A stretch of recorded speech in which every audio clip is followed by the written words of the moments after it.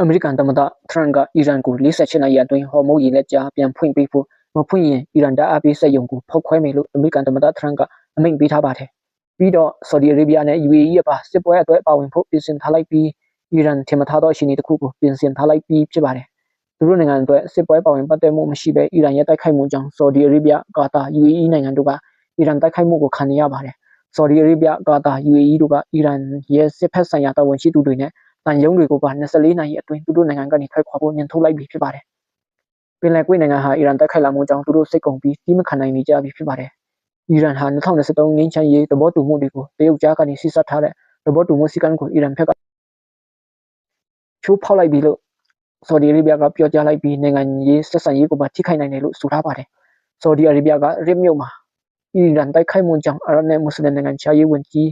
တွေတွေ့ဆုံကြရမှာအစည်းအဝေးမှာတူရကီနိုင်ငံခြားရေးဝန်ကြီးလည်းတက်ရောက်ပြီးအီရန်ဘက်ပါဝင်တည်ရှာဖို့အတွက်အီရန်နိုင်ငံခြားရေးဝန်ကြီးနဲ့ဖုန်းနဲ့ဆက်သွယ်ပြောကြားရမှာဒါပေမဲ့အီရန်ကနိုင်ငံခြားရေးဝန်ကြီးဆူဝေးယာမြို့မှာအီရန်ဘက်ကပဲထိန်းတုံးနဲ့လမ်းပစ်ခဲ့ပါတယ်။သူတို့အစည်းအဝေးမှာအီရန်ဘက်ကထင်သလောက်ဖြစ်မလာပါဘူး။ပင်လယ်ကွေ့နိုင်ငံနောက်ဆုံးထုတ်ပြန်ထားလိုက်ပါတယ်။သူတို့နိုင်ငံကိုအီရန်တိုက်ခိုက်မှုတွေဆက်ရှိနေမယ်ဆိုရင်ပင်လယ်ကွေ့နိုင်ငံတွေလည်းပြန်လည်တုံ့ပြန်တိုက်ခိုက်မယ်လို့အီရန်ကိုတတိပေးထားပါတယ်။သူတို့ဟာစစ်ပွဲပါဝင်ပတ်သက်တာမရှိဘဲနဲ့အီရန်ကသူတို့ကိုဘာလို့တိုက်ခိုက်လာတာလဲဆိုတာမသိခဲ့ပါဘူး။တူရကီဟာအမေရိကန်ကအီရန်ကိုတိုက်ခိုက်ဖို့အတွက်သူတို့ပိုင်နက်တောင်ပေးမတုံခဲ့ပါဘူး